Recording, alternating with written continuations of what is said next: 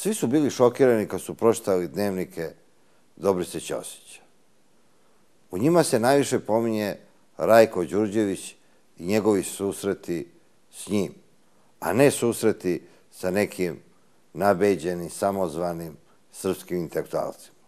Kako si upoznao Dobricu Ćosića?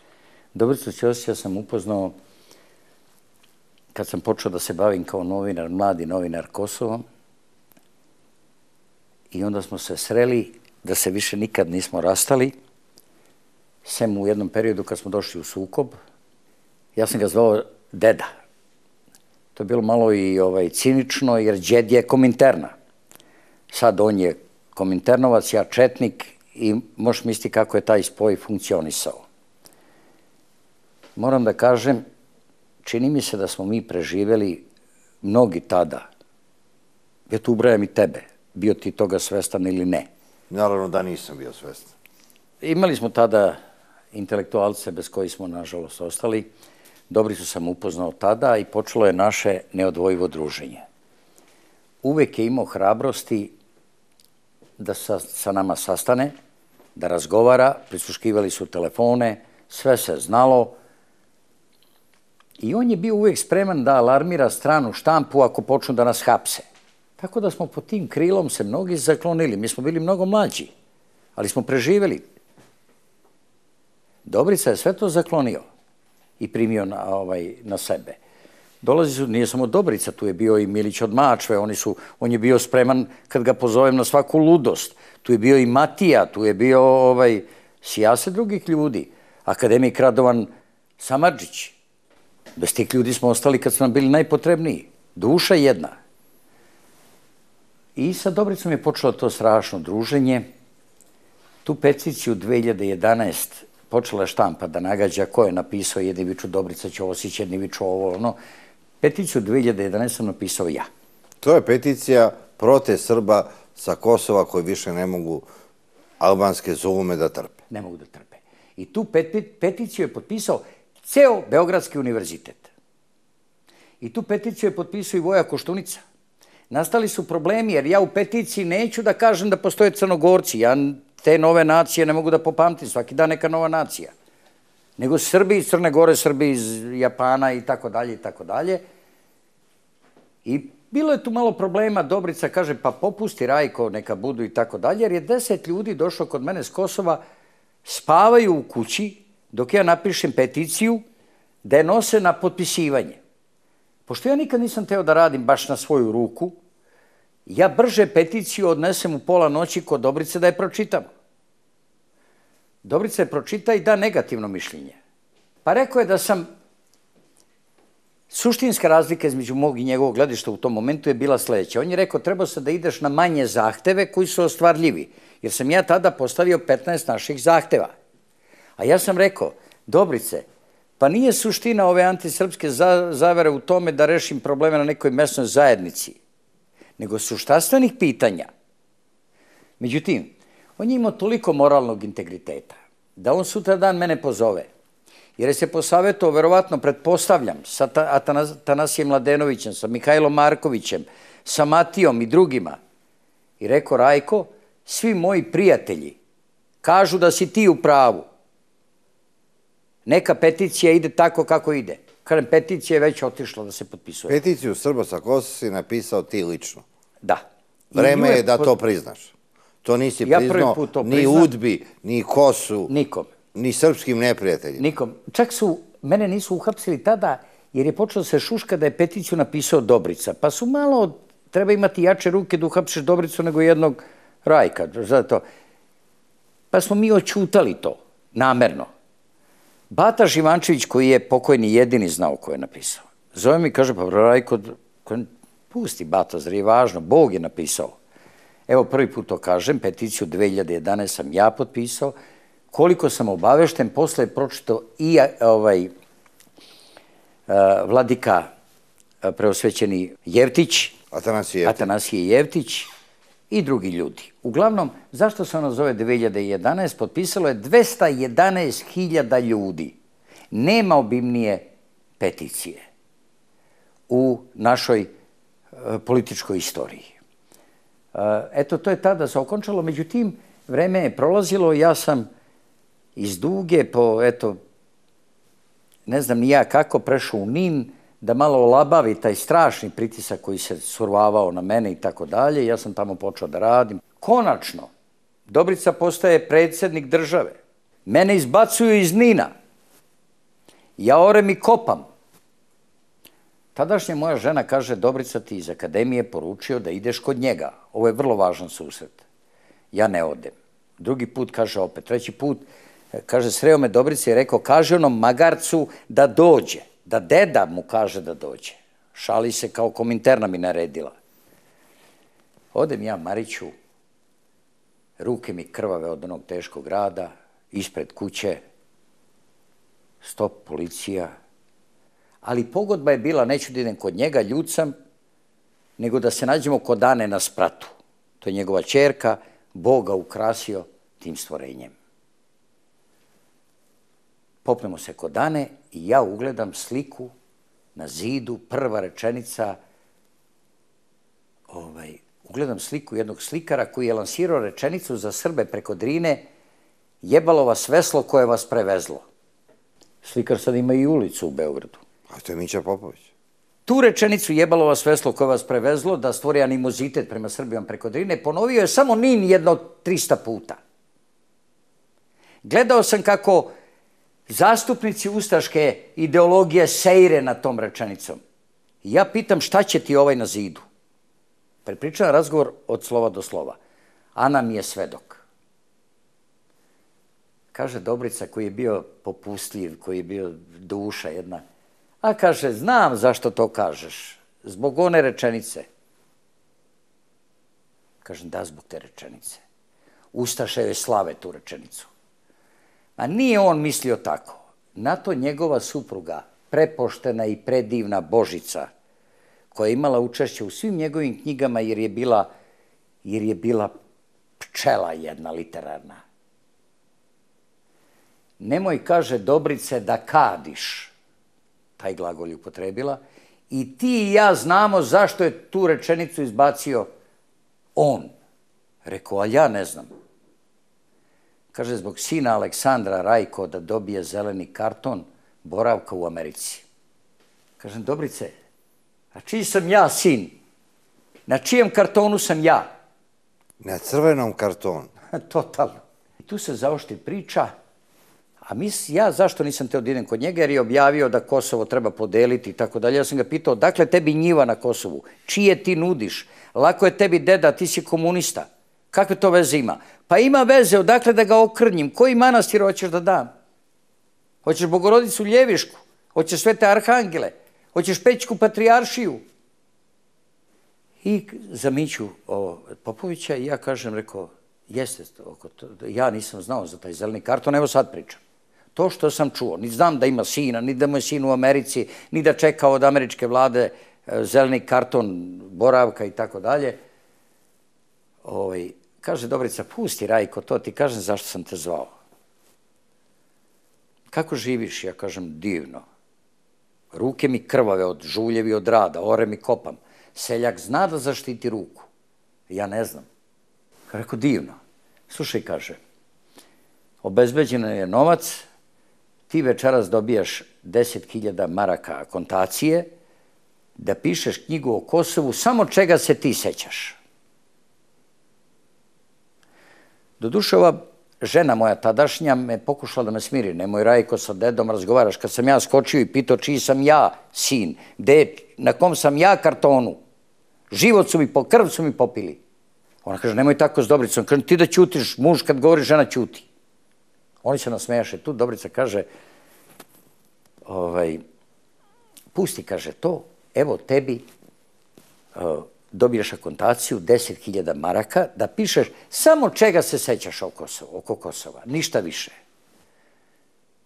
Ja gledam, rekao, dobro, deda, zato si me zvao. Pa kaže, zato. I u toj knjizi ti ćeš da budeš veliki, Milošević mali, jer sam ja sad skup na kome se on rodio i Kosta Bulatović i to društvo, a ja mrtav. Ma ne bojim se ja, deda. Ja sam davno stavio glavu u torbu. Nego hoću kad ja hoću. A ne da mi uzmu glavu u nekim tu trange-frange. Pisat ću knjigu kad ja hoću. Govorit ću istinu o tome kad ja hoću.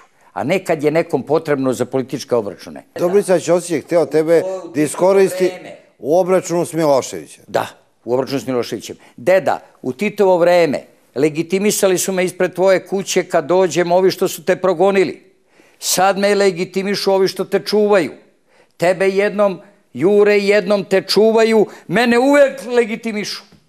Ja ustanem, krenem, hvala ti deda, prekrastim se na vratima. Odem, čuli smo se par puta, sreli smo se jedne noći posle neke demonstracije u mraku kad su pravili zavetnici. Još neki rodoljubivi pokreti, on me je video, ja šajkaču natuk od ovde, ideš li Rajko? Ja kažem, najviše na svetu volim rečenicu Petra Kočića, ideš li Rode? Otišao sam mu naravno na sahranu da ispratim mog dedu. Izgubili smo veliku zaštitu, velikog čoveka. Jedno vreme ti i Dobrica Ćosić ste bili tandem zaverenika koji je vodio srpsku stvar na Kosovu, a onda izveo srpsku revoluciju. Jesmo. Lagao sam Srbe koji su bili do te mere moralno poraženi da me šalje Dušan Škrebić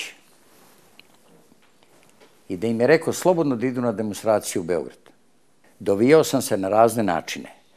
Kod Dobrice smo razgovarali u njegovom špajzu. Posle kad je doveden Šešelj, onako veliki, u onom špajzu ne može se ugušiš, špajz za metle, mnogo mali. Ali je Dobrica smatrao da je to jedina prostorija koja nije ozvučena. I eto to sam imao da kažem za taj poslednji pozdrav dedi. Ko je tebe slao na Kosovo? Jesi ti tamo bio agent UDBE ili agent Dobrice Ćosića? Ja sam bio tamo agent Voje Tankosića, kralja Petra Starog. Radim za... Apisov? Apisov. Jesi ti radio za Crnu ruku? Je Dobrica bio šef Crne ruke? Onda radim za... Je Dobrica u to vreme bio šef nove srpske ruke, Apis Srbije na kraju 20. veka? Jeste, bili su to pravi momci, ne mislim na organizaciju, nego stvarno su se borili kao da ih je Apis ostavio u zapisu, kao da su deca Voje Tankosića. Ne mogu da prepoznam ovaj Beograd ili ja ne silazim u grad pa ne znam. Kad sam mu dao da pročita Kosovsku hroniku, tajno. Slušaj, kaže Rajko, ja da sam agit prop još uvek, nikad ti ovo ne bi pustio. To ti je rekao Dobrica? Dobrica mi rekao. A Danica kaže, Dobrica, jer mi pokušali smo da snagom duha prevaziđemo to teško vreme, da se šalimo, da živimo normalno, kod sav normalni svet. Ali je to istina. Deda tebe jednom gone, jednom čuvaju, a mene uvek legitimišu. Rekao sam mu, deda, ti si zašao u ove vode sa ovim petooktobrašima i tako dalje, on je bio savjetnik Đinđiću. Na Tadića nije teo da udara jer je on sin Ljube Tadića. Ljuba, Dobrica, Matija, ja, pokojni Žika Stojković, uradili smo onu knjigu Zadužbine Kosova, 3 kila i 600 grama. To je najmonumentalnije delo zapisa u Kosovu, savremeno. Drag mi je Ljuba, ali je istina draža. I ja kažem, Dobrice, pa to su vazali, pa to su izdajnici. Pa kažem, oni su manje imaju vlasti, čime oni upravljaju, čega su oni upravljači? Manje od Nedića u okupiranoj Srbiji. Kaže, ja bi za Nedićevu vladu dao. Pa što ste ga ubili onda vi komunisti? Dakle, on priznaje da su ovi ispod Nedićevih ovlašćenja u okupiranoj Srbiji. Ja nikad nisam teo da idem kod Đilasa na kuću univerzitet. Znam ja zašto. Zbog pasijeg groblja, zbog levičaranja, zbog ubistava na vrhu Čakora, ovi što su pobegli sa Metohije. I jednog dana, kaže Dobrica, ajmo da prenesemo neki moj astal iz Grocke. Divna priča. Tamo je imao vikendicu. Vikendicu je napravio bukvalno preko rova iz Prvog svetskog rata. U toj vikendici je napisao vreme smrti jer je prodao stan, kupio kuću na Dedinju. Političari mu ne daju Broz da se useli u tu kuću i on živi u toj vikendici i piše vreme smrti. Ko zna u Srbiji da je vreme smrti napisano u rovu iz Prvog svetskog rata, evo je ovo 200 godina pomena da kažem. I Dobrica mi krca orahe, jedemo orahe na Dunavu, priča mi o vikendici i kaje se jer je rasturio očevu kuću i deo materijala napravio tu nesrećnu vikendicu. Na kraju je poklonio jednom izbeglici iz Hrvatske i dao mu još nekoliko hiljada maraka da onaj tamo gaji živinu, da preživi. Kaže, sanjam pokojnog oca i brata Radoslava. Ja kosim livadu, krcamo one orahe i pričamo. Ja kosim livadu, a oni izlaze iz Dunava. A Dunav mi otkose sve nosi ovako u talasima. Nabližaše meni i otac veli, crni sinko, zar ovde napravi kuću? A šta je sa Đilasom to? I mi nismo otišli te večeri, ja nisam teo da idem kod Đilasa, svi su pohapšeni, samo su Đilasu rekli vi spustite ruke, ove su pokupili, odveli. Prvo moramo znati, cela pobuna u to vreme, mi se tada delimo na neke disidente, tako nas zovu disidenti, nije istina. Matija nije disident, Milić od Mačve nije disident, ja nisam disident, jer mi nikad nismo bili članovi te partije pa da smo disidirali. Ali tada smo bili jedna duša. Važno nam bilo, mislili smo, kako svrgnemo i padne Broz, da će nam svanuti. Ko je doveo Miloševića na vas? Dobrica Ćosić ili Srpski oslobodilački pokret u kome si ti bio vođa? Pa sve je to zajedno.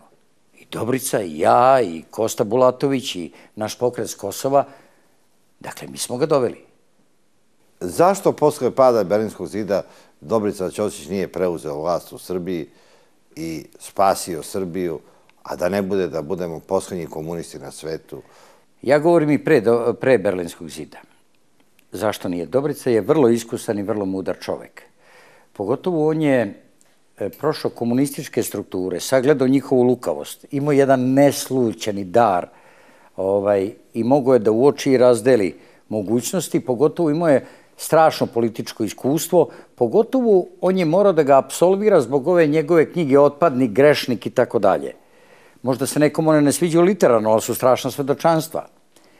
Uglavnom, on je imao velike mudrosti, ja sam sa njim i pričao u pojedinim situacijama, deda, ajde ti spašavaj ovo. On je, istina da je verovatno deo na zapadu, želeo da Dobrica bude. To su neki socijaldemokrati, ovo što ti kažeš, Vili Brandt i tamo dalje i tako dalje, ali je to manji deo. Zapad je tada igrao na strani Dolanca. Zapad je tada hteo Dolanca. Dolanca je i Broz hteo za naslednika. Jedino nije mogao da se vojno učvrsti do kraja. Tu je pala Jovanka i tako dalje i tako dalje. Jer je ona dala izjavu kako ona prstima vadi fekalije iz Broza, gde ste vi, kaže onda i tako dalje. To su nastale strašne. Da se Dolanc uvlači u dupe. Da mora prstima vadi fekalije iz njega. Kad se uvuče starom Titu Dolanc u dupe. Jeste. I on je imenovao Dolanca za svog naslednika. Interesantno da su to hteli i zapadni krugovi. Dobrica je procenio da nema nikakve šanse, uklonili bi ga na ovaj ili onaj način, ne bi ni dozvolili da se izabere i nikad nije hteo. Više mu odgovaralo ime oca nacije, jer je mislio da na tog predsjednika budućeg Srbije, na tu vladu možda ima neslućeni uticaj. Ali Dobrica je tebe vodio na tajni sastanak sa Slovencima. Šta su oni tražili? To je neverovatno. Ja sam napustio taj sastanak, zalupio sam vratima, da Bog sačuva moju narav, jeli? Jer su oni nama doslovce rekli. Slovenci. Odrecite se to Kosova, koje vas vuče unatrag. I mi vas vodimo u Evropu. Dakle, citiram ti. Bio im je vođa tada onaj visoki... Dimitrije Rupel. Jeste, Dimitrije Rupel. I Dobrica hteo je da očuva tu neku razgovor, komunikaciju, tako da sam demonstrativno zalupio vrata. Ti si bio na tajnom sastanku i sa Karađorđevićem u Švajcarskoj. Jeste.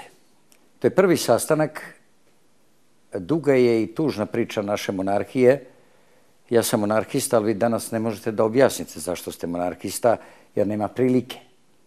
Zbog jedne ravnoteže. Mi smo u Švajcarskoj, dr. Đorđe Ilić je napravio najveći srpski pokret koji ikada tada postoji u svetu. Pokrenuli smo i list. Obezbedio da ja napišem tekst Srpsko pitanje u Argauer Tagsblatu. Pa sam ja napisao tada da je moja taraba starija od Amerike kao države, pa je mene ovdje u Dugime suspendovao Grujica Spasović na 6 meseci, sam uvredio prijateljske Sjedinjene Američke Države i tako dalje. Posle su tu rečenicu uvukli po ovim mitinzima i tako dalje. Na kraju, kad su svi postali evropejci, vratili mi rečenicu. Brana Crnčević pijan kaže mi: Rajko, vratili ti tarabu? Ja kažem, jesam. Napiši pričuljak o tarabi. Marko, napisat ću traktat o tarabi. U Švajcarskoj srpska delegacija organizovali smo proslavu Vidovdana. Zakupili trkalište. Po nemačkim autoputima i francuski postavili, platili da se postave table ćirilicom. Vidovdan, Vidovdan, Vidovdan i vode na trkalište u jednom malom mestu pored Araua. Strašna izložba slika, knjiga, 100 metara velika. Pa ako kažem da je pola miliona boca piva popijeno tog dana. To je bilo strašno. Podignute šatre za goste. Tad su prvi put četnici oteli krunu Karađorđevića od Ljotića. Kruna Karađorđevića je nesrećna, jer tuga je četnička u emigraciji posle rata. Oni nisu bili ničiji, njih su zlostavljali, mučili ih Englezi, a Ljotićevci su imali jednu komociju i podršku katoličke crkve. Prvi put su četnici oteli našu krunu od Ljotićevaca. I došli su predstavnici naše krune u Švajcarsku. Princ Tomislav Karađorđević sa suprugom, prestolonaslednik Aleksandar sa suprugom, a odavde u delegaciji iz Srbije, tamo smo se našli, i bila je vidovdanska večera u jednom strašnom hotelu i mi smo, prozvali su preko zvučnika, mole se gosti iz Beograda da dođu na razgovor sa krunom. 800 evra je koštala ulaznica za tu večeru. Sve bogati ljudi, strašno bogati. Mi smo otišli u tu salu.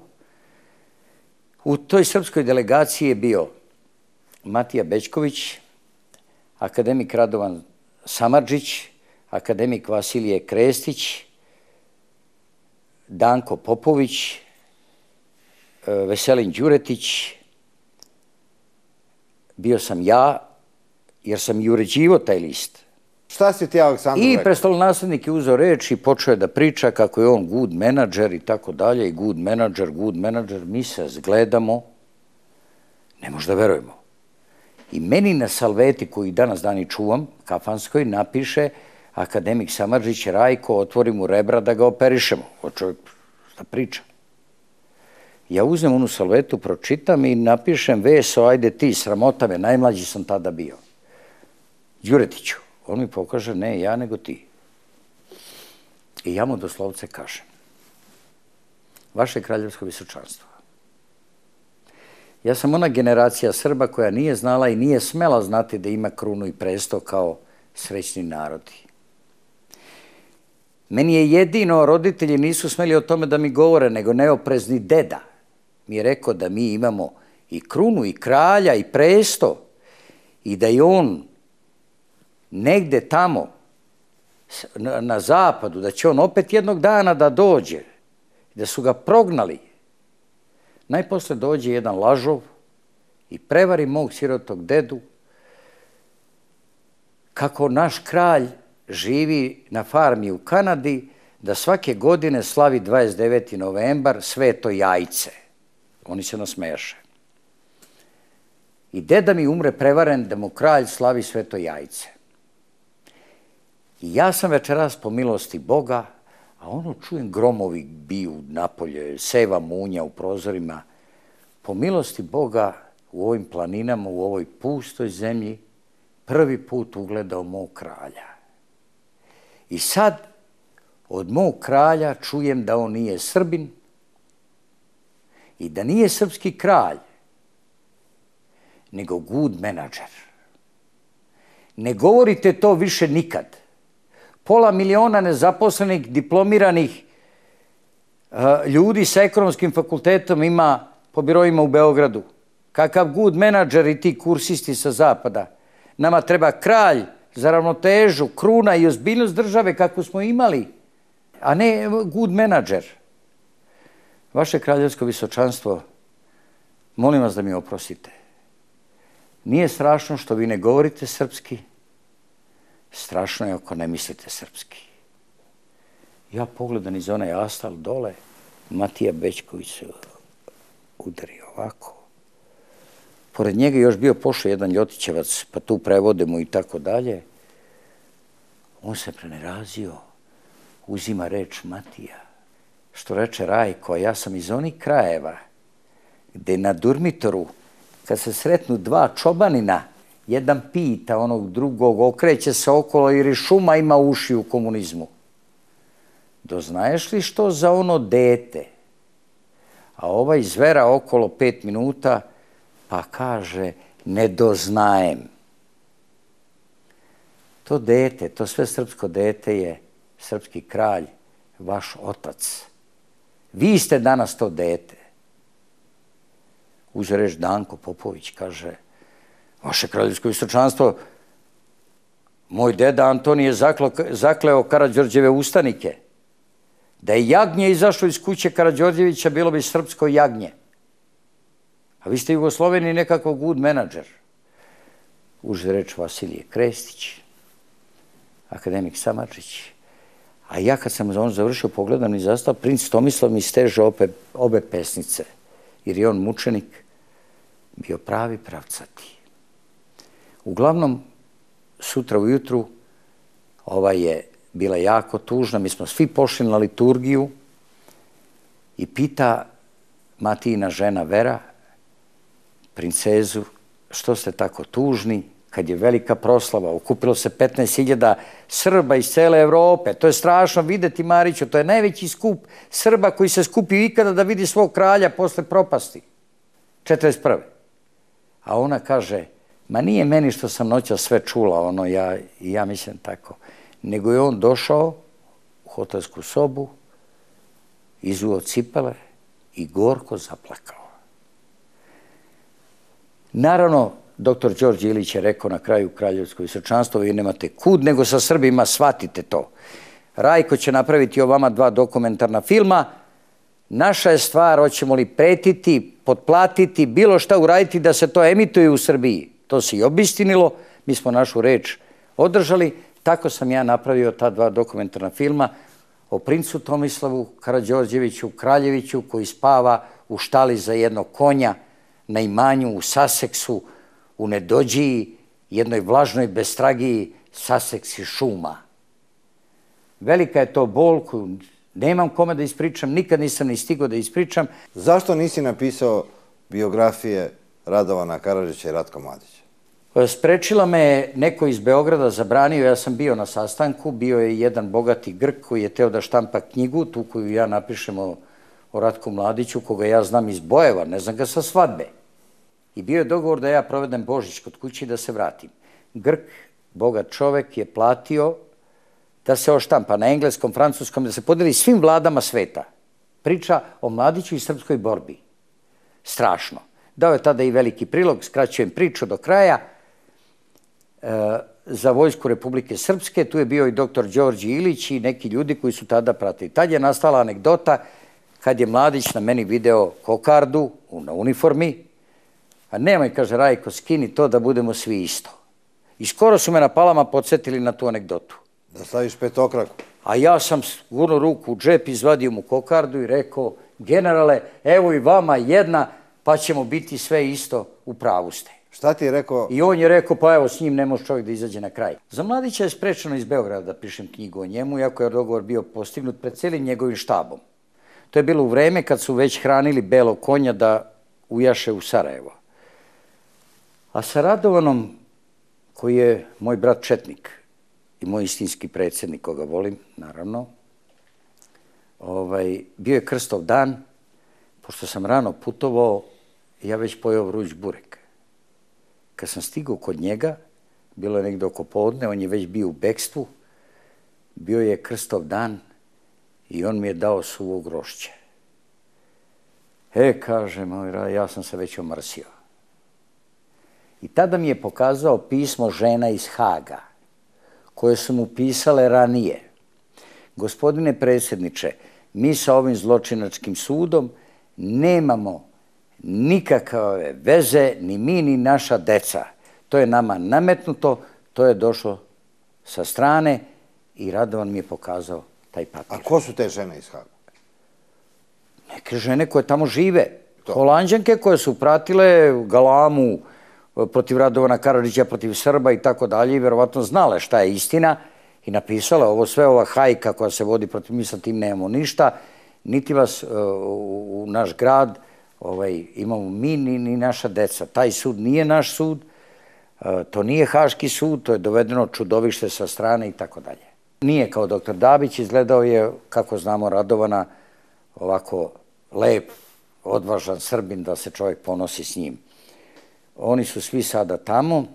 Moja knjiga je sve to rekla. Ispovest Haškog sužnja. Napisana je u prvom licu kao ispovest i tu su se strašne stvari izdogađale. Naravno i srpski bolne. Upravo je revizija u toku. Prosto neverovatno. Kad sam dolazio u ovaj studiju, javio mi se na telefon Milan Lukić. On je sada u Estoniji, tamo su na robiji.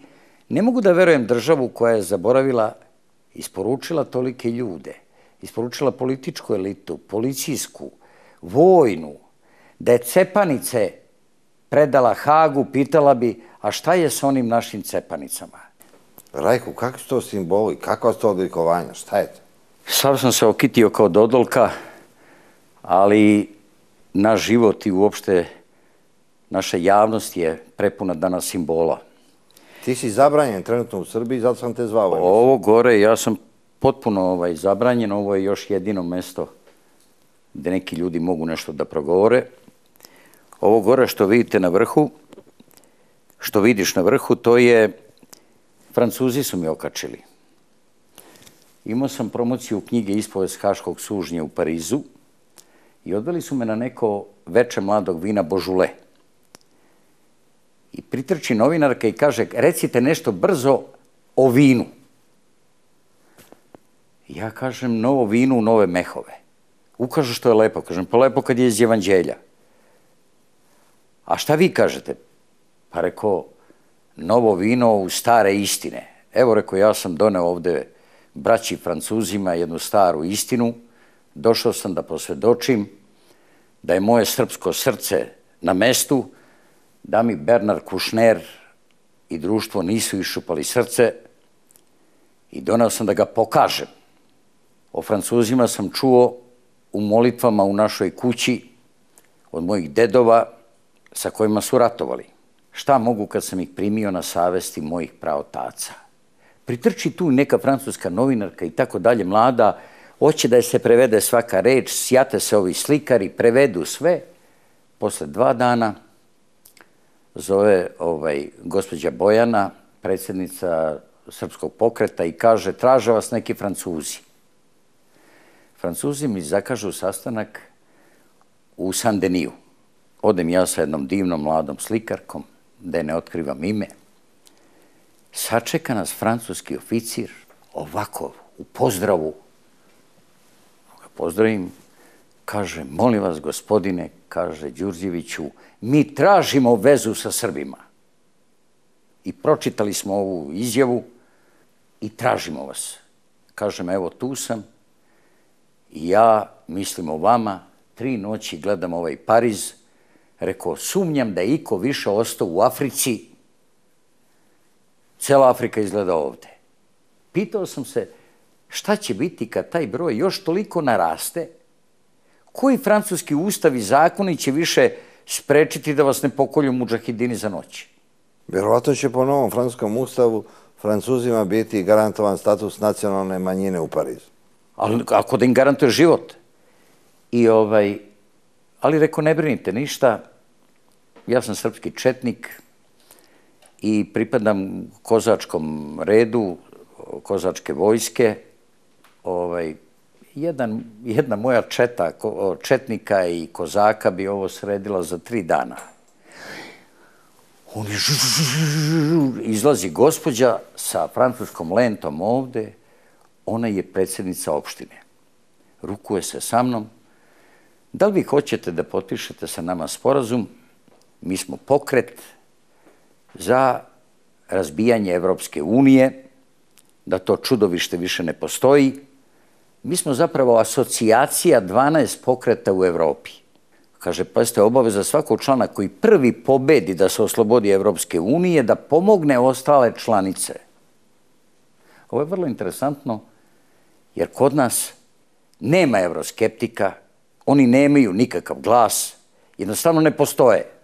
Uglavnom, potpišem ja, odvedu oni mene u jednu ovakvu prostoriju, pripremljena srpska zastava, francuska zastava, ja se poklonim pred francuskom, poljubim srpsku zastavu, puste oni Bože pravde, puste Marseljezu, Bože pravde.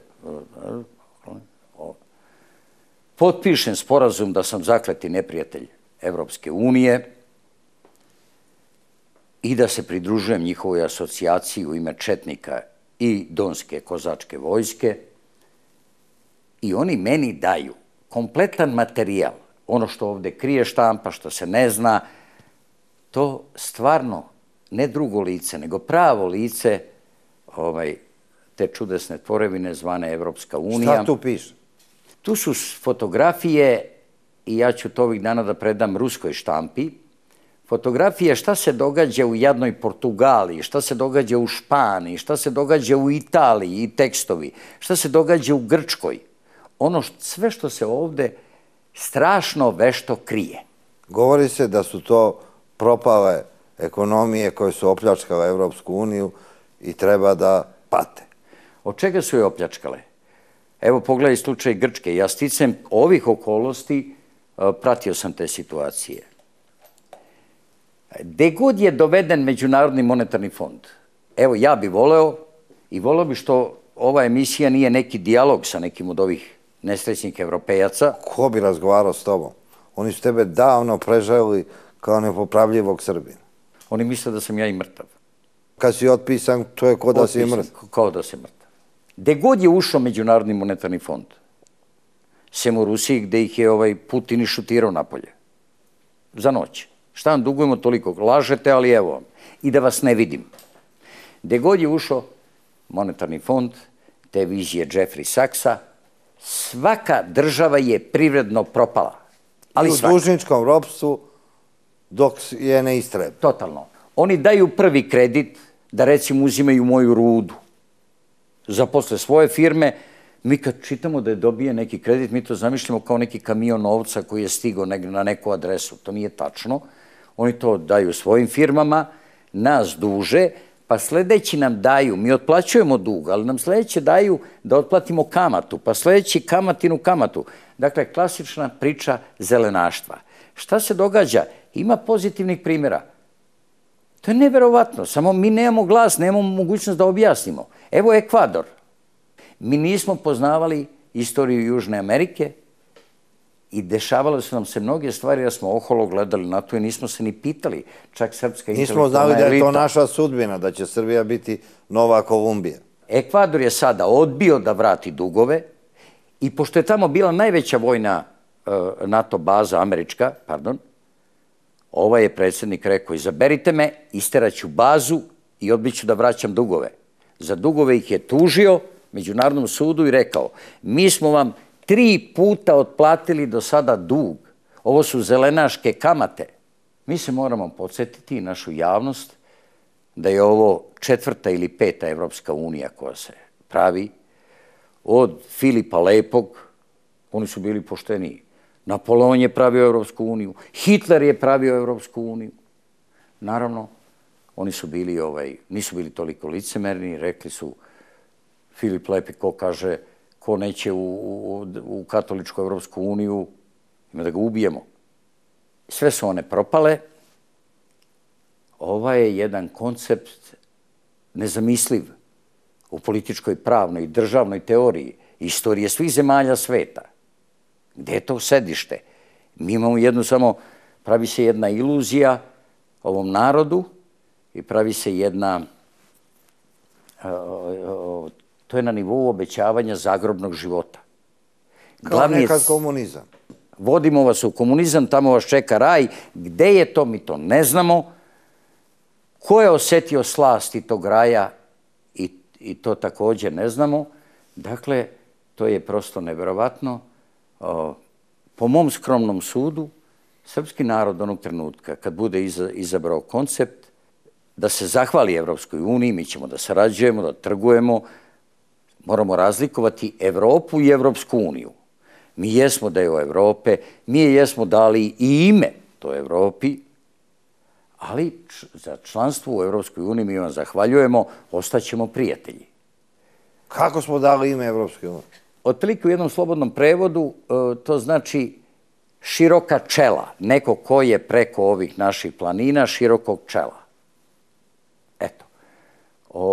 Ne razumem, šta to znači? Zemlja i prostor širokog čela. To je Evropska unija. To je Evropa, ne Evropska unija. A ovo je jedna, neka Bog oprosti, jedna satanistička tvorevina, jedna potpuna obsesija, jedna iluzija. I ja skromno zapažam dva suštinska pokreta u toj Evropi. Evropa se odriče hrišćanstva i odriče se osnova vizantijske kulture. Ko ti je dao tu lentu? Šta je to? Lenta je prikačena značkom Srpskog sabora Zavetnici. To je danas najozbiljniji pokret otpora ovoj suludoj trci ka nekakvoj Evropskoj uniji, jedna najozbiljnija opozicija, sačinjavaju je mladi ljudi, vrlo obrazovani. Vođa je tvoja ćerka. Moja ćerka je u rukovodstvu, ona je otprilike, Milica, nasledila moj životni put, a ti znaš kakav je on bio. Rajko, prvi put kad si putovao u Evropu, te nisu ubili u Briselu. Pa nije prvi put, ja sam evropski student. A eto, ja sam naravno protiv evropskih integracija, naravno, jer je to pogubno za moju zemlju. Tu sam živeo, ali me pokojni otac poslao da studiram u Nemačku, u Tübingenu, grad studenta. Ti svakako misliš na taj put u Brisel. A ti i ja smo tada bili u istoj redakciji i desilo se tamo jedan masakr u Briselu, kad su se navijači, igrala je Anderlecht i Crvena zvezda, i navijači u klubu Jugoslavija krenuli su na utakmicu. Upao je Šiptar, Hoti, i mitraljezom napravio pokolj tada, i ja sam kao novinar otišao da pišem. Zatekao sam jednu neverovatnu situaciju u Briselu. Do tada, predstavništvo JAT-a dignuto u vazduh. Hotel Beograd 3 sprata dignuto u vazduh. Predstavništvo još nekih naših firmi, u momentu ne mogu da se setim, dignuto u vazduh. Ubijen računopolagač ambasade Stojan Đerić. Ranjen službenik konzulata Blagoja Anakioski. I to je u kičmu, ostao je nepokretan. Žao mi je, mene kad su sklonili iz javnosti, ja sam pogubio sve veze, jer niko više nije znao gde sam, da mi se ti ljudi jave. Ja se i danas sećam njihove sudbine, ponekad, naravno, setim se i brinem šta li je sa njima. Ja sam stigao i zatekao jednu neverovatnu situaciju u Briselu, pozvonio sam na kapiji ambasade, ne smije da mi otvore. Ne mogu da veruju da Srbin ide kroz Brisel normalno kao drugi ljudi. Jer su Šiptari poplavili Brisel, vršili atentate, napravili čuda. 3 dana ranije u klubu Jugoslavija, kad su se spremili navijači da krenu, ja ne znam da li se sećaš slike onog Paunovića, 28 rana je imao po telu od tog mitraljiranja i ja stižem i počnem da vršim tipična novinarska istraživanja, osmatranja i tako dalje, nazovem ženu ovog Blagoja na kiosku i kažem ja bih posjetio vašeg muža u bolnici. Hteo sam da vidim strah tog čoveka koji kad su ga stavili u bolnicu, uhvatio je medicinsku sestru za suknju i nisu mogli da mu otvore ruku, nego je ona otkačila suknju i izašla iz nje, jer se plašio da će da dođu da ga likvidiraju. Nema ko da ga čuva. I sa tom ženom, već kad sam okončavao razgovor, ona kaže, pa možemo pre 2. Ja kažem, ne mogu, idem na Kukelberg. Kakav Kukelberg? Ne, nikako, kaže ona. Rekao, idem, tamo ima neka šiptarska kafana, da obiđem, da pogledam malo i tako dalje, pa mi se nađemo u 2, tako dalje. Ona kaže, ne, ali već je prekinula veza. Ja sam otišao na Kukelberg, dok sam naišao ispred te kafane, ko da mi na čelu pisalo da sam Srbin, a i ko zna odakle znaju. Mene su zarobili Šiptari, odveli me po mom brojanju na 2. ili 3. sprat obližnje jedne zgrade. Tamo mi je jedan, još od kad su me zarobili, pa i u stanu, držao zavrnutu glavu ovako, držao me za kosu i nabio mi je pištolj u leđa. Ali ja sam polako, dok su se oni tu, bila ih je puna soba, primicao, jer sam ugledao veliki prozor prema ulici. Po saobraćaju sam znao da je ulica. Nameravajući da se u određenom trenutku bacim kroz taj prozor. I kako su me oni udarali i tako dalje, ja sam se sve više primicao tom prozoru, da se bacim pa šta Bog da. Ali jedna mlada Šiptarka, koja ne imala više od, ne znam, 20-21 godinu, sve mi je oči raskopala. Nikad neću odgonetnuti kako je moguće da neko biće toliko mrzi neko drugo biće, ona mene ne zna, nikad me nije videla u životu. A šta su ti govorili? Šta su govorili? Dogovarali su mi sebe, ubiće me, naravno, to je tako dalje. Na svu sreću, žena Blagoja na kiosku, kad je videla da me nema u 2 sata, ona je dadala dreku na jedan ženski način, prepadnute žene koja je, sve to preživjela i znajući situaciju pravu u Briselu, i žandarmerija je upala, ja poslednjeg čega se sećam, video sam plavi rukav belgijskog žandarma, uleteli su kroz vrata, probili, mene zgrabili, njih zgrabili, oni su rekli srpska udba, me su odveli Šiptari, ja sam srpska udba, i onda su pitali zašto mi je, to je neverovatno, zašto mi je fotoaparat ruske proizvodnje, a ja sam nosio taj ruski zato što padne iz voza i ništa mu nije sa ono gore, jeli? A zašto mi je Blic zapadne proizvodnje? Pa su onda rastavili taj aparat da nema tajno oružje u sebi i tako dalje i tako dalje. Uglavnom, vrlo brzo oni su zvali Beograd ili šta ja znam šta su radili. Ali sam nešto strašno zapazio što moram da kažem. Imali su toliki strah od srpske udbe da je to neviđeno. Vode me sa jednog sprata na drugi da me fotografišu sa onom tablicom, jeli, oko guše. I ja se slučajno okrenem na ono odmorištu. Njih 5-6 ide za mnom, potežu oružje, čak i imao jedan duge cevi. Ko da sam neki fantom koji leti preko krovova. Belgijska štampa je prvi put nešto pozitivno objavila o Jugoslaviji, solidarišući se s jednim novinarom. Oni su i sutra dan u pansionu gde sam ja bio smešten, opkolili i pokušali atentat. Jer ta drčnost je sada neviđena. Bogu hvala, živ i zdrav sam se vratio u Srbiju, raskopanih očiju. Ako neko, kad danas razmišljamo o svim tim danima i sve šta smo prošli, a ti to dobro znaš kako je zabranjivana duga, čuda i tako dalje, lično mislim da su mi tim gestom kidnapovanja, mučenja, osuđivanja na smrt, Šiptari spasili glavu da me ne ubije Brozova udba. Jer bilo je sramota jednu obnarodovanu žrtvu, izašla je tad moja reportaža, posle toga jedan dan u ulici smrti na 3 strane i tako dalje. Šta je za mene najveće čudo tada bilo? Kako je moguće da jedan takav grad ustupi svoj centar kao Terazije Šiptarima? Oni polupali prozore, tu žive, rade šta hoće. To je haos. Pa to je centar Evropske unije.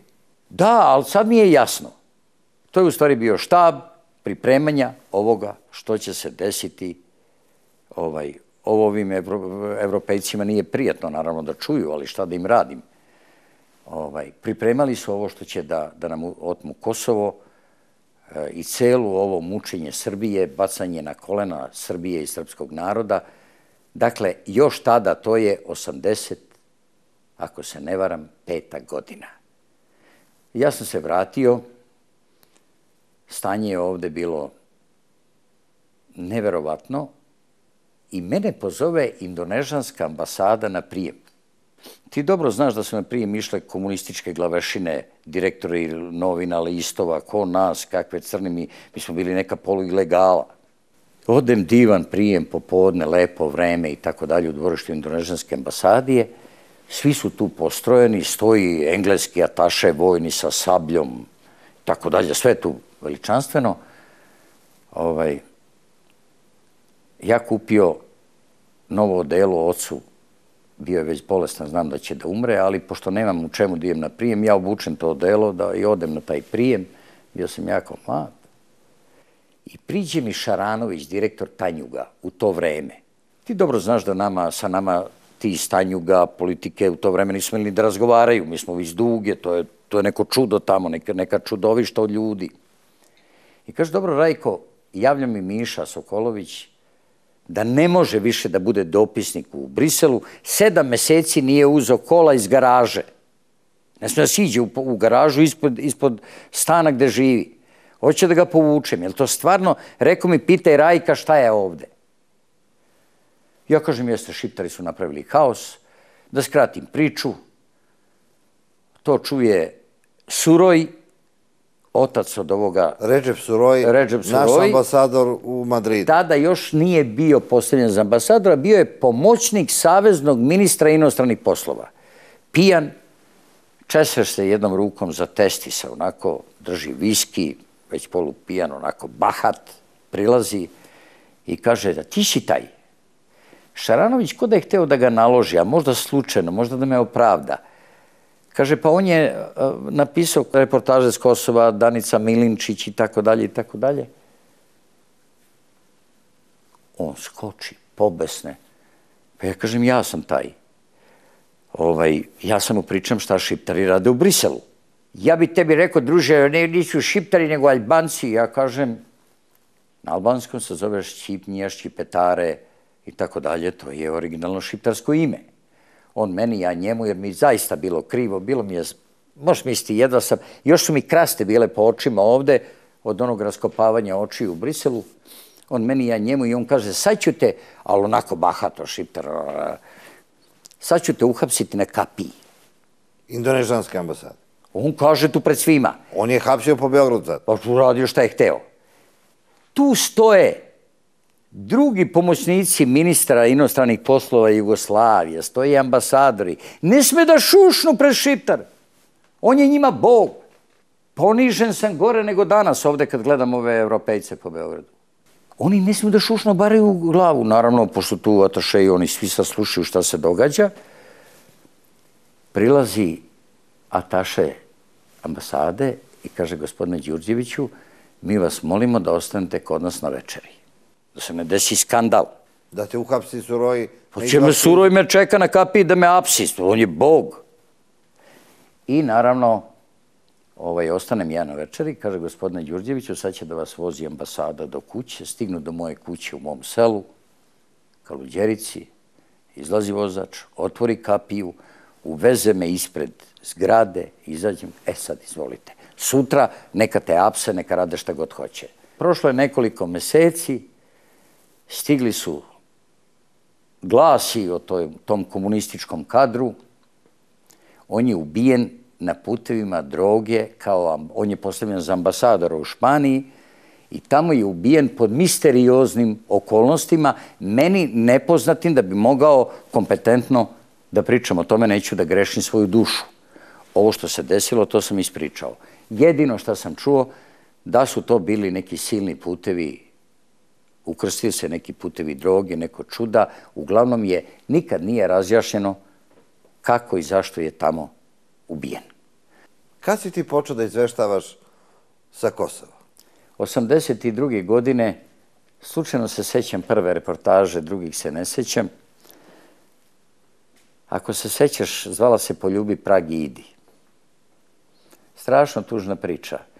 Ono što je najstravičnije, da je naš divni narod, koji je kroz svoju istoriju pružio tolike primere milosrđa, dobrote, poštenja, samilosti ljudske, izgubio je svaki osjećaj. Danas se više niko ne pominje te žrtve i ta stradanja Srba na Kosovu za vreme, bez sumnje, najvećeg krvnika srpskog naroda, Josipa Broza, nego još slušam kako ćemo ići nekim, ne znam, njegovim putevima. Kao, kaže predsjednik vlade, kao u Titovo vreme. Koje vreme? Pa mi dobro znamo koje je bilo to vreme. Tu slobodu smo otimali mrvu po mrvu. Kad bi svim ovim ljudima pričao mesec dana šta je to titoizam, ne bi mogao ni približnu sliku da dam te strašne države. Ti kad si došao na Kosovu posle tih demonstracija, takozvanih demonstracija, 81. godine, da, ispred svake kuće pisalo je kuća na prodaj. Jeste. I tada je prvi put, a možda i poslednji put, Televizija Srbije objavila jednu emisiju o tim kućama na prodaju, što je vrlo slikovito. Televizija je moćno oružje, a ja sam odmah shvatio svoju suštinu. Niko ne govori, izostala je bilo kakva ozbiljna analiza. Kako su isterani Srbi sa Kosova? Na brzinu ću reći, 8 ili 10 državnih mera je najurilo Srbe sa Kosova. Prvo, dobrovoljni otkup sprovođen samo nad Srbima. Drugo, proglašenje srpske zemlje za pašnjake, pa su sela proterane u gradove. 26 poljoprivrednih imanja je velikih, kako izvali te kompanije, napravljeno uvek isključivo na srpskoj zemlji. Onda su Srbi potražili pribežište po gradovima, a tamo ih je čekao ključ o nacionalnom zapošljavanju. Tek svakog 10. Srbina na 9 zaposlenih Albanaca ili Šiptara.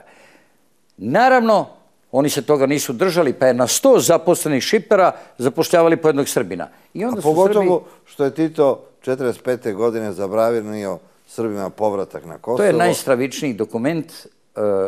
To je zapravo po suštini svojoj donete, to je uredba sa snagom zakona. Ja sam se ozbiljno bavio tim pitanjima. Ona je zabranila prognanim Srbima da se vrate na Kosovo. Oni su nestali jadni, bili su po Vojvodini, mnoga rešenja nisu ni uručena. Pa su ostala u ovom arhivu Kosova. Miloš Marković i ja kao novinar Dugi, a Miloš Marković kao novinar televizije, snimili smo da su je ta rešenja potpisao zelenim mastilom Jordan Tijanić. To je otac Aleksandra Tijanića, politički komesar u to vreme. Hoću da kažem, neka ovi mladi novinari istraže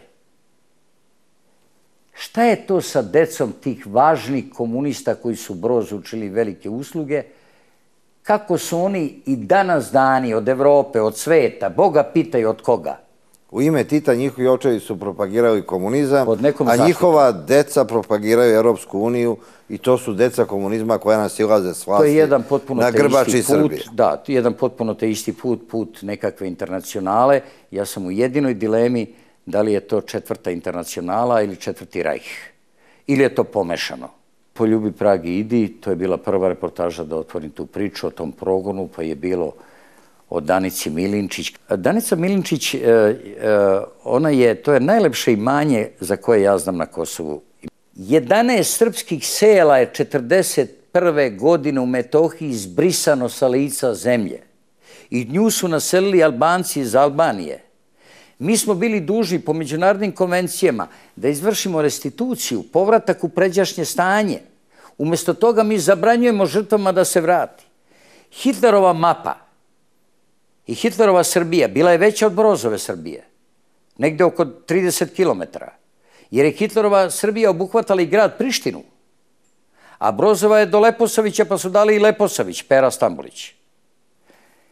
Uvezo je, ne samo da nije proterao te žrtve, iako je bilo dužnost da im sudi za ratne zločine, nego je još uvezo 250, prema mojim saznanjima, 250.000 Albanaca iz Albanije. Kao okupaciona sila koja će kao proterati okupaciona Srbe. sila, onda im je dao velike plate, velike dečije dodatke. Svakom 10., 9. šiptarčetu Broz je bio kum. Ovo su sve njegovi kumčići. Tad je bila parola slaba Srbija, jaka Jugoslavija. To je njena suština od Danice Milinčić. Nije lepo da ja pominjem svoje stradanje pred tim novozavetnom stradanju Danice Milinčić. To je najlepše imanje na Kosovu. Ono se graniči preko potoka, je Gračanica crkva i 26 hektara Milinčića zemlje. Stara kuća, ogromna, iz turskog vremena. I oni, da bi se domogli tog imanja, prvo su ubili svekra Danice Milinčić u ratu, pa su ubili muža posle rata. Ali su oni opstajali na toj zemlji i onda su je ubili sina Danila. Ubio ga je Mujo Ferat, emigrant iz Albanije, koji je namerno svakog dana prolazio preko njihovog dvorišta, idu, galame, pravili im naravno štetu, ubijali stoku, šta nisu radili i tako dalje. I ona mu, kad je mu rekao ne možeš tu više da ideš i tako dalje, pojurili su ga, imao je 3 pomoćnika, sve je to bilo udešeno, isplanirano. Stigli su Danila Milinčića na toj livadi, oni su samo trebali da napoje krave na potoku pa da ručaju. Bio se mučenik i oženio. Žena mu je bila već trudna. Oni ga stignu, obore na leđa, klekne mu na grudi Mujo Ferat, izvuče pištolj iza leđa, uperi na srce. Danica Milinčić, koja ima 45 kila težine, pokuša da izvuče sina, baci se preko njega, sve su je ruke prebili, otklanjali je i pucao mu je u srce. Tu je ostavio i ja sam se potrudio da i u drami ta scena, insistirao sam, ostane takva kakva jeste, kad majka mrtvog sina navlači, izvinjavam se, kao raspetog na krstu i vikne tu rečenicu: ima li iko živ? Ako se sećaš, tako se završava Kosovska hronika. Kosovska hronika je jedina predstava koju je gledao u pozorištu Slobodan Milošević. I šta ti je rekao? Ja sam sa njim imao vrlo malo susreta, jer su se utrkivali baš i Bozduk da se sretnu sa njima. Čak mi njegova policija hapsila. Jednom je došlo 17 policajaca, ja sam se vratio sa ratišta, oni su mi pretresali kuću zbog oružja, našli mi pradedinu lovačku pušku na bezdimni barut. To sve radilo me njegove čifte. Ja sam morao da budem zahvalan njemu, jer bilo je stanje već tako, ti se vrlo dobro sećaš, da su oni nas već bili uterali taj bilo kakav pokret otpora, da Milošević nije došao za mesec dana na vlast. Čini mi se mesec dana, preterujem, ali vrlo brzo, sve bi nas poapsili, a možda i pobili.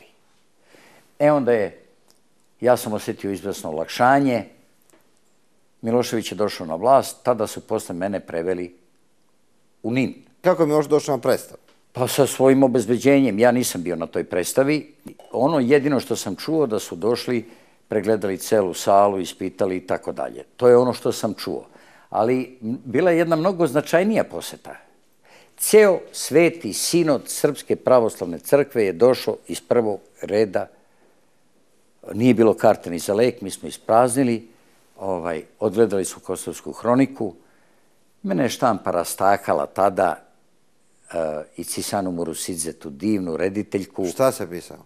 Pisali su koliko sam ja strašni drznik, da sam po sopstvenom priznanju doneo 3 gomile zemlje za pozornicu nakopane na Kosovu. Da sam još izjavio da ta zemlja će zračiti istinom na glumište i publiku. Da počinjem predstavu srpskim badnjakom. Da mi gori kandilo. da je Cisana Murusidze, rediteljka, izjavila lako je meni sa pisem Rajkom, jer sam ja 3 veka stariji pravoslavac od njega. Jedini ko nas branio tada je naša koleginica Mira Bobić, bila je valjda mnogo mlada, neoprezna, napisala jedan divan tekst, ali je recimo kritičar iz Smedereva napisao doslovce. Gostovala je predstava u Smederevu da se on kaje što nije skočio na pozornicu i rekao: drugovi, uzviknuo drugovi, zaustavite ovog Đurđevića, ovaj će jednog dana napasti i samog druga Tita. Doslovce to je... Čovjek bio u pravu jer si ti posle napisao dramu Maršal, koja srećom nije igrana nigde u Beogradu, da ne remeti tu nostalgiju za vremenom druga Tita. Jeste, to je sve tačno. Apsolutno, Mariću, ti si... Ali, Rajko, imaš dobro sećanje. Ja se sećam, kad si ti doveo tu nesretnu Danicu Milinčić sa Kosova, niko nije hteo da je primi od državnih funkcionera. Ona je sedela jadna, unesrećena u redakciji Duge. Pa dolazio sam u redakciju, bila je u mojoj kući. Ali evo, moram da ispričam, to su dirljive stvari. Došla je Danica, trudnicu smo sklonili kod njenih roditelja sa malim sinom Pajom. I desi se prva pobuna, prvi štrajk u Titinoj Jugoslaviji. Fabrika FOB iz Zemuna, valjda ne znam odakle, pobunila se zbog sudbine Danice Milinčić. Onda je skočila Ala i Vrana, na svu sreću Brana Crnčević obezbedi da je primi gradonačelnik Branko Pešić, Bog dušu da mu prosti. Primi je Branko i meni kaže: sine, jel bio? Rekao: bio. Meni u kući umire otac u 53 godine, UDBA opkolila kuću golfovima.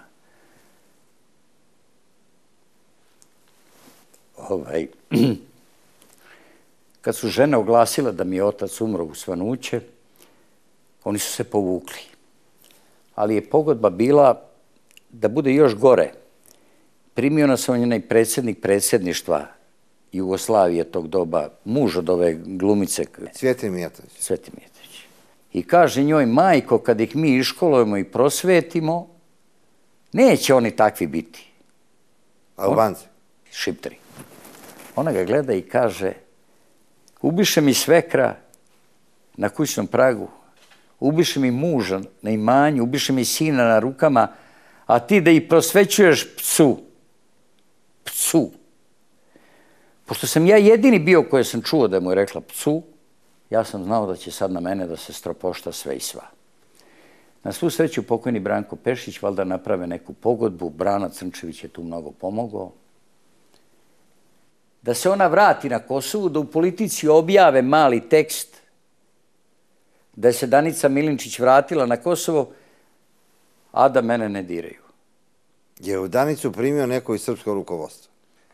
Nije tada niko. Ovo me je rekla pcu i ja sam znao da će to da me košta debelo, ali Bogu hvala, preživeo sam. Ja moram i ovo, Mariću, da kažem, Boga radi, istine radi. Da nije bilo u toj UDBI verovatno pojedinih ljudi koji su videli, kao i danas, svi vide šta je istina, sve radimo kontra. Ja mislim da niko od nas ne bi preživeo. Ni ti sa tvojom decom komunizma, ni verovatno ja sa mojim Kosovom. Ko zna kako bi se to sve dogodilo, ali to je tako. Treba istine radi to reći.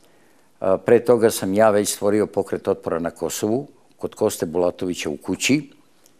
Pozvao sam, sastalo se nas 5 ili 6 zaverenika i ja sam im tada pošteno rekao: braćo, Broz nas ubi, ovo je jedna zavera protiv Srba, protiv Kosova, protiv svega. Rekao sam šta ima.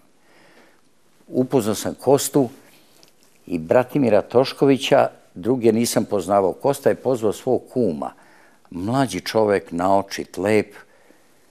Kad sam ja sve završio, on kaže: ti si, kaže, protiv druga Tita, ja s takvima neću. Ko je to, Miroslav Šolević? Mene je otac učio da volim druga Tita. Skoči Bratimir Tošković, potegne pištolj iza leđa i kaže: barabo jedna, ovaj čovek rizikuje život, glavu, došao među nas da nešto ne idi, čoveč, idi kući, nema nama pomoći, a ti voliš druga, naravno, propratio je to psovkama, ovaj Kosta za pištolj, smiri se tu situacija, to je bio Miroslav Šolević. I onda Kosta, da bi izmirio situaciju, odvede nas na večernju molitvu u manastir Srbicu. Tamo je bila Mati Paraskeva, jednoruka je sirota. Bolje da se nikad nismo izmirili, ovo prvi put govorim. Taj naš autentični pokret je i sazvao taj skup na kome se Milošević rodio. Ja sam ga sazvao. I Kosta. Kad je Milošević rekao, niko ne sme da vas bije. Da vas bije. Mi nismo bili zadovoljni Miloševićom. Šta je to, niko ne sme da vas bije? Naravno. Ali Šolević je odmah pokušao taj, jer imao nagovarao neko sa strane, da taj autohtoni pokret dovede pod skut 16. rejonske konferencije Saveza komunista Kosova Polja nekog Šparavala. Kakav Šparavalo, mi smo za razna Šparavala i ustali. Ali, to je duplo golo.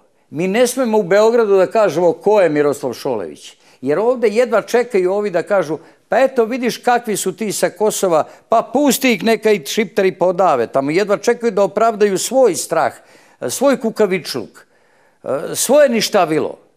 Mi ćutimo, gutamo istinu, ali to je istina. Kakav vođa, kakvi bakrači. I danas dolazi, hvali se po nekim medijima, kako je kod Miloševića maltene nogom ulazio kroz vrata. Krivi smo što nismo na vreme rekli ko je taj čovek. Nema on veze, niti je on stvarao pokret, niti ga on stvorio. Bio je tu najblaže rečeno levo smetalo. Ali srpski narod smatra da je Miroslav Šolević ušao u legendu i da je on nekrunisani vođa najnovije srpske revolucije. A kakav crni vođa? Bog je vođa, a mi smo neko što pokušali da uradimo. Išli su posle svi kod Miloševića, zato ja nisam hteo da idem. I gledao sam kako ruše ono što smo stvarali. Noću smo išli u šiptarsko selo. Jedna srpska kuća, mi idemo, kucamo u prozor da nas primi unutra, da nam potpiše peticiju. Imalo je tu strašnih, sramnih stvari. Naprimjer, ima selo Dobri Do u Lipljanu. Raste plavo žito. Najrodnija zemlja. Iz Mijarnika Hercegovine doselio i kralj Petar. Dao im po 10 hektara zemlje i po 2 hektara šume da ima čime da se greju, po 30 ari kućevnog placa. Ne smiju da nam potpišu onu peticiju 2011. Svi do jednog bili komunisti, osim nekog Marka Milićevića, koji imao samo ženu i kravu i nestao negde u toku rata. Kakav četnik, možda ga ubili šiptari. Posle rata komunista Gaja Denda, to je ta strašna epska scena, na sred sela izvodi ženu Vukosavu i kravu. Krava Steona. I kaže, ovo je četnička krava, osuđuje me na smrt, ovo je četnička žena Vukosava, Vukosavu za zid. Streljaju kravu, Steonu i podele meso, kako liči komunistima, naravno. To je ta, mnogi su posle uzimali te scene, ja sam je objavio, ja sam je pojasnio o tom Gaji Dendi i tako dalje. Hoću da kažem koliko nam je bilo mnogo teško. Ali ipak smo uspeli da stvorimo pokret i planirali smo ustanak. Srpski ustanak na Kosovu. Srpski ustanak, ali da kapisla bude sa Kosova. To je trebalo, ako se sećaš, da bude iz sela Batuse, koje je starije od Kosovske bitke. Jer su počeli napadaju selo Batuse, mi smo zakazali da se iseli celo selo, da se njima pridruže neka sela iz Metohije koje predvodi Bogosav Bacić, a pokojni deda Boža Marković iz Batusa, njegov sin Kosta Bulatović i tako da i ja, mi ćemo da povedemo ovaj narod, pa će da se sjedinimo, da krenemo kroz Srbiju, valjda će ustati Srbija. Pripremili smo kolaž prištinske registracije i noću se tajno uvukli. Imali smo 7 policajaca koji su bili spremni sa oružjem da krenu sa nama, da nas nešto kao zaštite.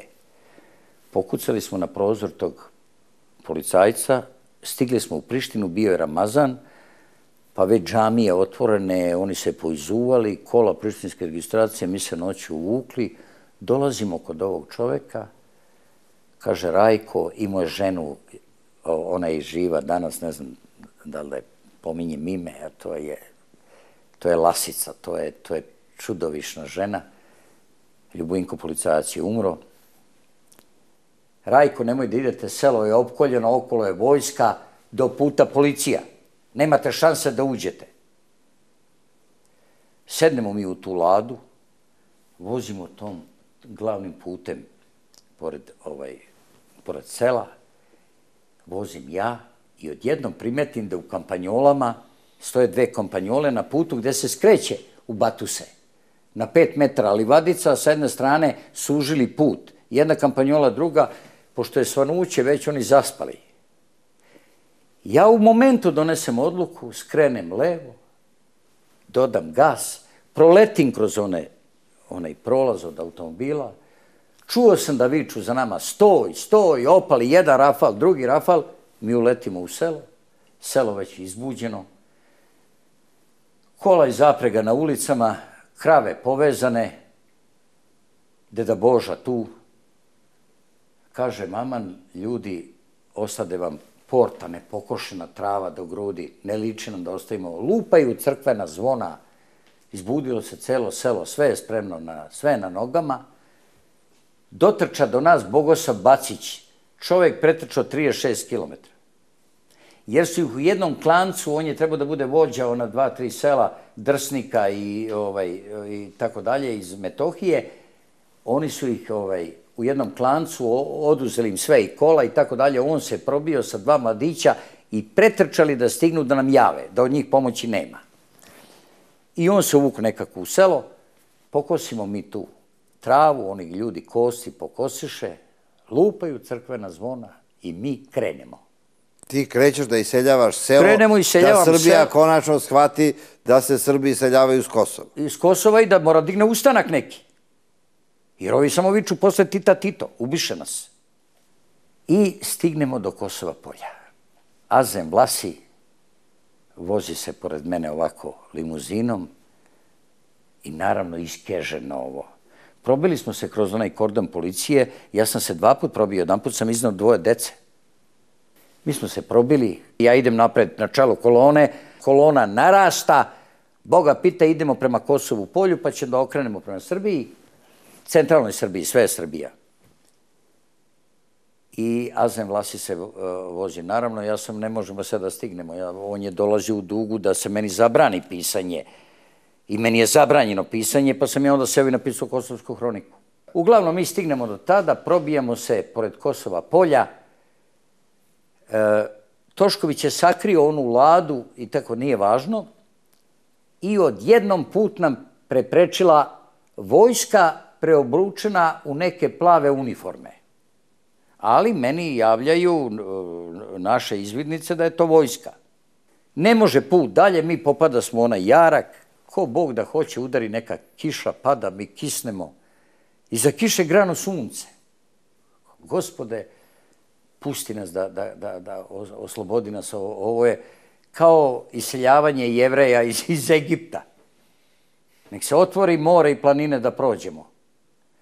Dođe general Gračanin, onaj mali.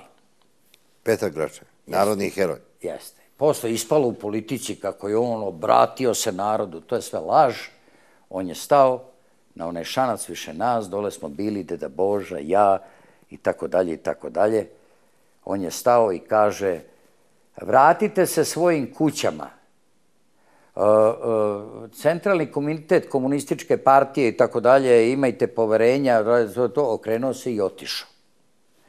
Jer mu je deda Boža rekao tada, doslovce, ja sam, kaže general Gračanin, on kaže, vratite se, da ne sme niko da vas dira, da si ti srpski general, ne bi mi bili ovde u Šancu. On se okrenuo od stida, valjda imao malo stida i otišao. Odjednom su počeli da uleću u kolonu i da čupaju nekakve vođe. Objaviše preko zvučnika njihovog razglasa ko hoće ne može da idemo ovako, ali možemo vozom kroz Kosovo polje. Deo naroda ode da hvata to Bože voz, laž, sve da nas razbiju. Oni se daju u potrebu za mene, meni da Boža kaže sklanjaj se. Tebe su kao vođu Trećeg srpskog ustanka htjeli da uhapsi, da likvidire. Trećeg srpskog ustanka. Nekog srpskog ustanka očajnika, Mariću. I ja sam, pardon. Naravno, ja uletim u neku kafanu u Kosovo polje, oni za mnom agenti, i ja kažem, rekao, mrtav sam gladan, ja kažem kafedži, samo da operam ruke, on kaže, eto ti tu, ja uđem, skočim kroz ovoliko prozorče, pobegnem preko bašta, stignem do Ljubinkove kuće, tamo već su stigli Tošković i Voja Dudić, a Ljubinko, to Bože, napolju igra karte sa kolegom policajcom. Razbijeni smo, gotovo, propao pokušaj ustanka. Ovi tragaju za nama. I valjda su primetili Ladu. I znali su tu negde blizu, ali mogu da veruju da ovi policajci ispred kuće igraju tablić, a da se mi krijemo u kući. Da bi nas namamili da izađemo iz krovišta, oni to Bože povuku se. Sam znao da je trik, povukli se na 5 minuta, pa se brzo vratili. Gde je Šolević u tom momentu? Pa još, ma kakav Šolević, njega nigde nema, on je, verovatno sedi tamo sa Azemom Vlasijem, negde pije, ko Ivan Stambolić, kad su ga zvali da ih zaštiti. I on je, mi smo uspeli da se probijemo te noći do Kuršumlije. Voja Dudić i ja. U Kuršumliji, kako smo ušli, već su imali gotovo sve podatke, bacili su se na haubu automobila, tu nas uhapsiše, uvedu nas u stanicu. Ja sam cele noći, to je druga noć, celog dana, bez jela, premoren, mrtav, umoran, ne osjećam zemlju ispod nogu. Ovi drsko razgovaraju, ne sme niko ništa da... Šta ti kažu? Da čekam. Nema niko ništa tu, ja čekam i kažem, pa reko imam ja pravo na jedan telefonski poziv. Kakav telefonski poziv? Dođe komandir stanice, tom čoveku dugujem večnu zahvalnost, divna duša, ne znam mu ni ime, on će se prepoznati. Kaže meni, šta će da popijete jednu rakicu? Dođe on od kuće, da sasluša tu zver strašnu. To je s tebe? Vođu Trećeg srpskog? Vođe očajnika, ustanka očajnika. Hoćete jednu rakicu? Ja kažem, ne pijem. A kafu? Kafu. On posla policajca, donesu kafu iz kafane preko puta. Ne boj se, kaže. Otvorena vrata od jednog špajza koji su oni pretvorili u radio stanicu. I ja čujem, Niš komanduje operacijom da se ustanak zaustavi. Iz Niša se komanduje operacijom. Držite, to je vođa. Čovjek kaže, ima putni nalog lista ovog... I nije mi duga dala, naravno, dao mi, prevario sam glavnog urednika ovoga intervjua u to vreme. Ima putni nalog, pa kakav nalog, kaže, to je vođa, pa ja i slušam. Kakav novinar, to je agent UDBE. Kakav novinar, da vome, četnički agent. I čovek donesu oni odluku za pola sata da nas vrate i da nas isporuče Kosovu. Čovek kaže, ja nemam zakonska mogućnosti da njega isporučim Kosovu. Čovjek je stalni stanovnik tu gde jeste na toj adresi. Hoće biti, pa naravno da me umlate tamo šitari. Hoće biti, neće biti, on neće da mi isporuči Kosovu. Donose odluku da ja pod pratnjom se sprovedem za Beograd. A Voju Dudića, pošto je sa Kosova, da ga vrate. Ja rekao, ne dam Voju, ubiće ga tamo. Kaže, ne brinite, predaćemo ga Srbima. Ona kaže, meni ne brini Rajko za Voju. I onda mi kaže, slušaj, nemoj da muči moje policajce da šaljem da te prate drugim kolima. Gde da pobegnem? Svaki punkt, na svakih 10 kilometra punkt. Dolazim u Bubanj potok, otvaram gepek, izlazim iz kola, otvaram gepek. Što otvarate gepek? Pa zato što ste mi 26. noćas na putu. 26 prepreka. Stignem kući, jedna grupa pešice koja se probila vozom, između njih i ta porodilja pokojnog Danila Milinčića zaume sa željezničke stanice. Pošto slušaju telefone, odmah su pohapsili i njih i mene, čim sam ja pokušao da im se priključim u Beogradu, da kažemo šta se makar desilo. Eto, tako je završen taj naš ustanak. Ti si za ustanak Srba na Kosovu angažovao jednog poštenog Albanca, Ali Zečaja, koga si dovodio u redakciju Duge, vodio ga kod Dobrice Ćosića, a čiji sin će poginuti kao borac OVK. Ali Zečaj, jednog dana u redakciji, pošto sam se ja umešao u njihove međusobne svađe, i o meni je u Rilindi izlazio feljton. I jednog dana me zove taj koji pisao feljton protiv mene, tog četnika treba ubiti i tako dalje, i kaže, dođi, kaže, ti ja dam istinu. Oni se posvađali između sebe nešto. I mene jednog dana zove u redakciji i kaže, Rajko Đurđević, ja sam, jel imaš srce? Pa kažem, neko, jedva. Dođi, čekam te ujutru u Kosovo polje, prvi voz, onaj što stiže iz Beograda, da ti ja dam podatke. Naravno, glavni urednik jedva čeka da ne odem, jedva čeka se ništa ne piše o Kosovu, jedva čeka da se ništa to, jeli? Odem ja, sačekaše me trojica, nikad nisam vidio u životu. Odvedoše me, rano se zbog voza, u 3:30 ujutru, zimsko vreme, otvara ona kafana, cmilje tu neke lampe, popismo 3. kafu, već svanjava, ideš, kaže, sa nama. Kažem, ja i nemam kud. Staviš me u kola, teraj. Mislim, ja rekao, ovi me vode za Albaniju. Prođe smo Peć i dalje. Niz jednu vododerinu skrenemo, kaže, ovo je selo Donji Streoc, ovo je moja kuća, ja ti dajem reč. I dok sam bio tu kod njega, čuvao me karabinom ispod prozora njegov brat, jedan da nas ne pobije treći brat. On je meni dao strahotne podatke, ja sam njih posle objavio. Ali Zečaj je učitelj koji je bio jedna potpuna duša, nije bio ni verski, ni šovinista, nije bio ništa i tako dalje, voleo Srbe, imao sa njima lep odnos i tako dalje. I oni su ga zbog toga, jer nije ludovo na šiptarskoj osnovi, izbacili iz škole kao nastavnika. Onda je on rešio da progovori. Imalo tu i drugih. I on vodi mene sad u neko drugo selo. Svanuće, idemo mi preko Metohijskih livada, samo neki visoki jasenovi, nadleću gavrani, ruska onaj ledić poskorušio pod one barice pod nogama. Čujem njega iza mene, kaže, ej, pobratim. Ja stanem, rekao, verovatno ovde treba da me ubije. Ja stanem, polako se okrenem. Kažem, reci, kaže, tako ti Boga, idem za tobom i pitam se, je se bojiš, pobratim? Kažem, ali ja, znaš šta piše na spomeniku Milošu Obrenoviću u Požarecu? Kaže, šta piše? Tako ti Boga. Piše carskom Delibaši, ti imaš kud i na drugu stranu, a ja nemam kud, no tud, pa smrt ili život. A, šalđija si, daj taj aparat da ne vidi iridenta, to je tad bio modern izraz, i mi uznemo i naravno odemo dole i danas dani smo pobratimi. To selo zbog mene i njega i Dobrice Ćosića, jer je to sve posle se povezalo, zovu Mala Moskva šiptari i danas, održavamo kontakte, ali ko mene pita šta ja mogu više da pomognem?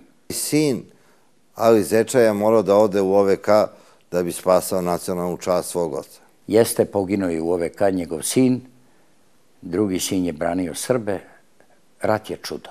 Posle koliko vremena dolazi slučaj Martinović? Posle 2 ili 3 godine dolazi slučaj Đorđa Martinovića i još jednu strašnu priču za Đorđa Martinovića, raspetog, da skratim priču. Tad smo već gotovo otišli u legalu i Dobrica i ja, svi smo potpisali Velji Cvetiću izjave da se u zatvoru ni po koju cenu, ma zašto optuženi, nećemo izvršiti samoubistvo. To je tada bilo moderno. Tad su hapšeni u Beogradu disidenti iz Slobodnog univerziteta, a u novinama su sutradan izlazile informacije da su izvršili samoubistvo u zatvoru. Da. Samoubistvo je bilo tada moderno i mi smo preduhitrili to. U Velji Cvetiću smo potpisali izjave ni po koju cenu, ma zašto nas optužili, nećemo u zatvoru izvršiti samoubistvo. Jednog dana iz Duge su me odveli na informativni razgovor, pravo iz Duge. Doveli su me tamo, ja sam pitao, ima to psihološki jedan rat oni vode. Jer ko sme više u dugi da mi kaže dobar dan, pa odvela ga policija iz redakcije, narodni neprijatelj. Sve to ima stračno to. Kad sam stigao tamo, ja rekao, vode me da me deru, da me peku. Vidim, ne vode me u podrum, nego na sprat, to je već ohrabrenje. Grdna jedna, ima 2 ara, neka kancelarija, uvedoše me unutra, ja sednem, tamo sedi čovek, gospodin, kaže one policiji, možda idete. Hoćeš kafu, kaže Rajko. Pa rekao, ne, hvala, znam da voliš kafu. Pa rekao, ne volim, nego živim na kafi. On pritisnu neko dugme i kaže, duplu kafu za Rajka. Dobro, Rajko, ali ti misliš da si ti jedini Srbin, da tebi jedino stalo do Kosova, pa moraš razumeti da tu ima neki teškoća, pa ne, tako dalje. Ali u stvari, kad danas razmislim o tome, bio je to doktor Đorđević. Obren Đorđević. Da. Tadašnji načelnik državne bezbednosti i Srbije. Hvala mu. Ma uljudno, čovek verovatno je odradio nalog, dovedi onog, to čudo, ne znam šta uradi s njim, umlati, a on je to amortizovao na jedan obavljen razgovor, ispratio me. Svi su bili šokirani kad se desio slučaj nabijanja na kolac, na flašu To je strašno. Đorđa Martinovića, koji je služio u domu JNA, Strašno. a onda je objavljeno radi očuvanja bratstva i jedinstva da je on homoseksualac i da je sam sebe nabio na pivsku flašu. Stavili su u auto sa septičkim stanjem u stomaku. Auto se pokvario na autoputu. Dok poprave auto da on umre. Pošto smo mi u Beogradu još tada imali neki mali otpor. Beograd imao intelektualce tada. Nisu se kleli u Evropu, nego u neku istinu. Mi smo digli veliku dreku, znamo da je na autoputu, znamo da je tako dalje, tako da je on momentalno prebačen na VMA. I ja sam tada sa mojom tadašnjom ženom otišao gore da bi izgledao kao neki porodični čovjek koji je došao u posetu. Znao sam gde je Đorđe Martinović, obukao zeleni mantil hirurga, stavio masku preko lica, ušao kod njega, stigao sam samo da kažem, ne podleži, sve pratimo, sve znamo, nemoj da te lažu. Tog momenta već su me snage reda uhvatile i odvukle od njega. Dalje je nastala jedna krvava borba, pravna, politička, javna. Šta se zapravo desilo Đorđu Martinoviću? Desilo se, Dolanc je stajao iza toga, hrvatska štampa piše kako je sam sebe, i to onaj Milić koga je Beograd negovo i tetosao. Znaš šta, Mariću? Kad bi neko napravio spisak srpskih krvnika koje ovaj Beograd odnegovo, hvalio, tetosao, ovako ih držao, nacija bi se suočila sa svojim velikim felerom, sa svojom velikom greškom. Od Tita do Krleže i ne znam koga još. Šta se zapravo desilo Đorđu Martinoviću? On je uhvaćen na njivi, zverski nabijen na flašu, to je dokazala čak i nauka, čak i medicina, snimci u njegovom stomaku, nabijanje flaše i tako dalje, i tako dalje. To je bilo nešto više nego zverski. I danas dan je to tabu tema, on je umro, odneo je njegova, on je pred Gospodom, a svi ovi koji su u tome učestvovali, Bog neka ih pita, uključujući sramnog pukovnika Ivanovića. Šta je pukovnik Ivanović napisao? On je bio zadužen da tu stvar ućutka, on je bio zadužen da natera svog službenika da kaže da je sam sebe nabio na flašu, što je neizvodljivo, medicinski dokazano, naravno da je to nemoguće. Pukovnik Ivanović je tad govorio u intervjuima da homoseksualci često se nabijaju na flašu. Pa ne na litarsku flašu, Mariću, koju te nabiju se na neki čokanj, daleko bilo, gadno mi da pričam o tome, naravno, ali ovo je naravno neizvodljivo. Oni su tog čoveka čerečili, taj čovek je preživeo Hristove muke, naravno da je greota. Sam pukovnik Ivanović je reditelju Bajiću sve priznao pred smrt, pokušao da se ispovedi, da se pokaje.